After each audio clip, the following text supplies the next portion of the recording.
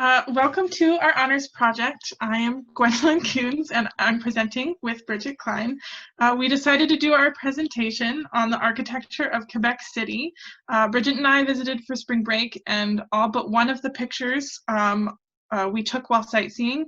We chose 6 out of the many buildings, and we'll tell you about the location, the original and current use, the architecture, and at the end, to sum it all up, we will talk about the connection to class.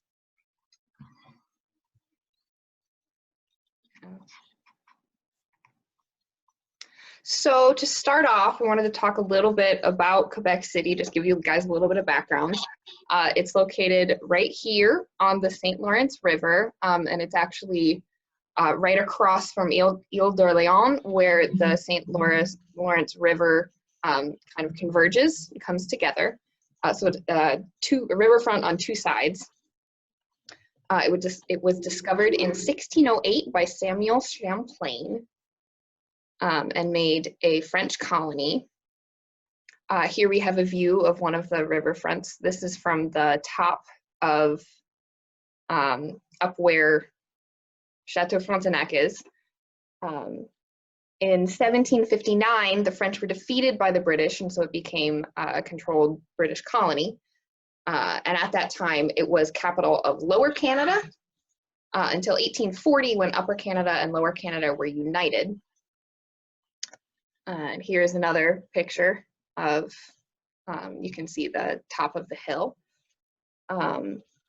When Canada, the country, was independently created in 1867, Quebec City became the capital city of Quebec province, and it continues to be today. The first building we wanted to talk about was the Institut Canadien, located on Saint-Angèle Street. It was initially built as a Wesleyan temple for the Methodists in 1848, designed by architect Edward Staveley.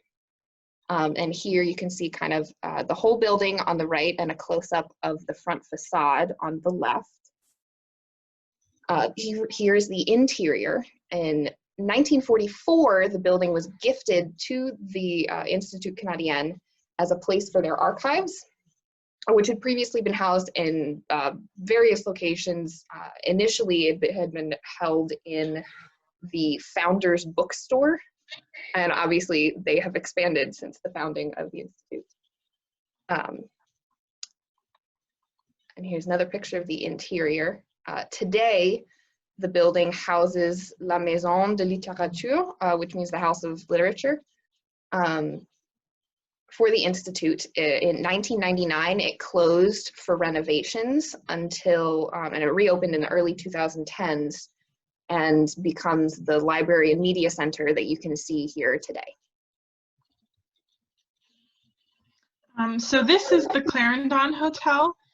It was designed by Charles Bailliage in 1858. It's a 4-story house in Old Quebec. It has been sold and changed hands many times. Eventually in 1870, it became the Russell House Hotel. And then in 1894, it was sold and became what is now the Clarendon Hotel. And then in 1924, you can see that the 5th floor was added with a flat roof, and then the year after, a 6th floor extension was added. Next slide. Raoul Chenvert added an Art Deco facade in 1927, and then there's also Art Nouveau inspirations, you can see with the cast iron grills and the canopy. The Clarendon Hotel is the oldest continuously operating hotel in Quebec.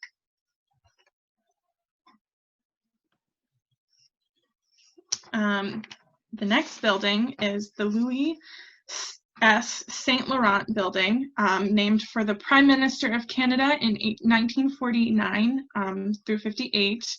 It is a post office that was built between 1872 and 73 in Quebec City's Upper Town.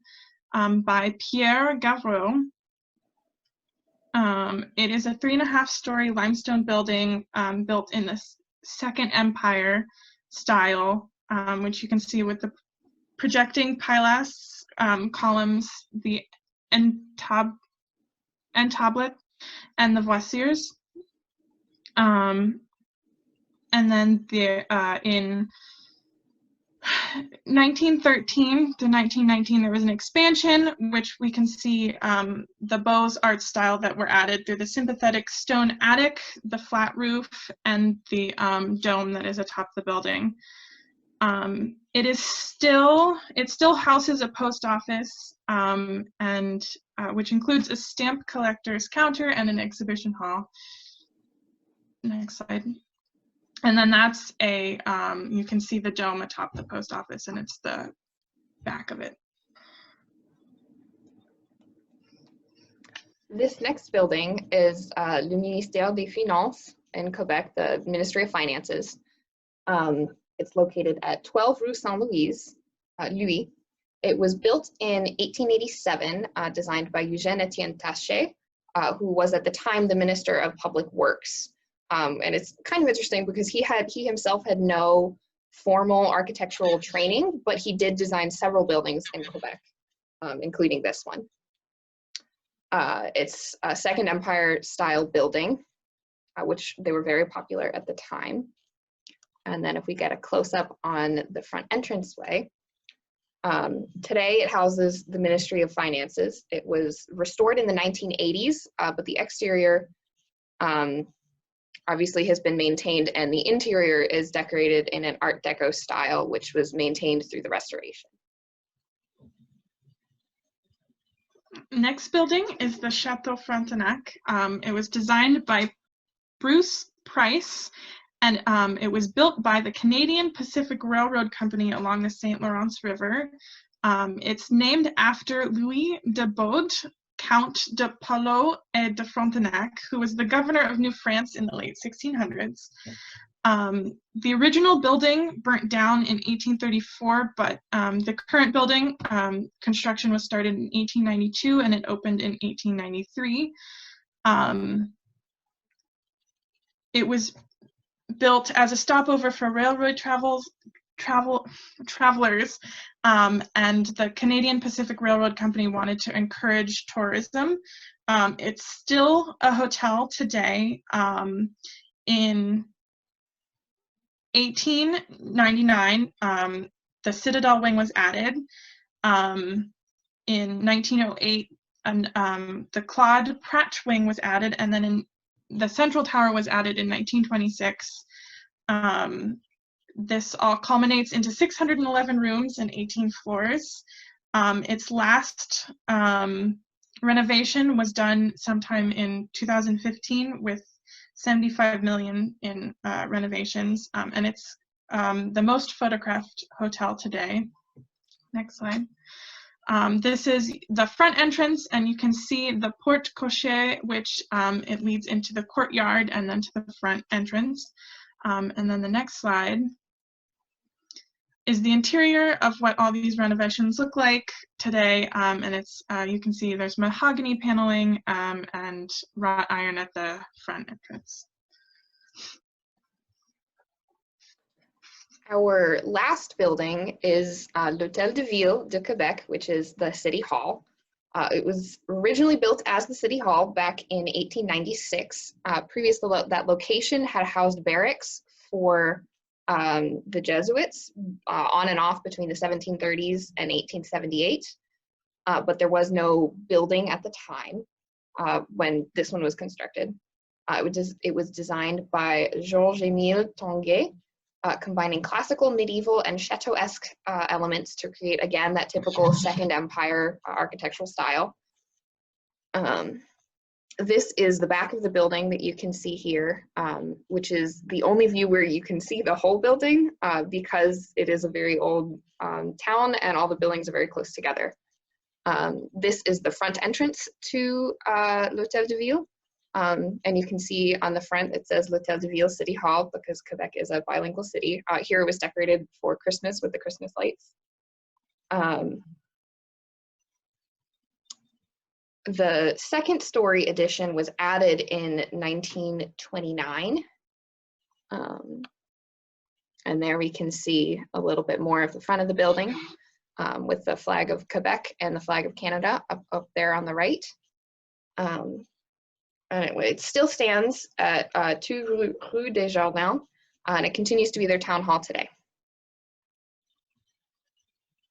So looking at all the buildings that we've talked about, we see Second Empire, Chateauesque, and Beaux-Arts, which all come from French Renaissance imitation. So we're looking at revivalists, and we talked about the House of Parliament in class as a revivalist, bringing back Gothic to the 1830s.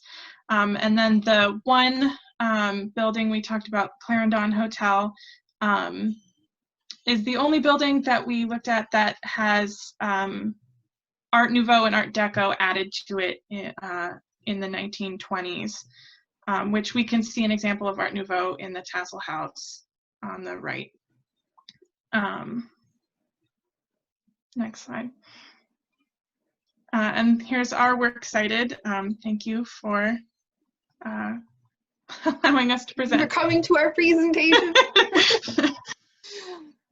We had a lot of fun working on this project and going around Quebec City, taking all the pictures, and then really looking into how and when and why all these buildings were constructed. And it was, at least for me, really surprising as to what some of these buildings originally were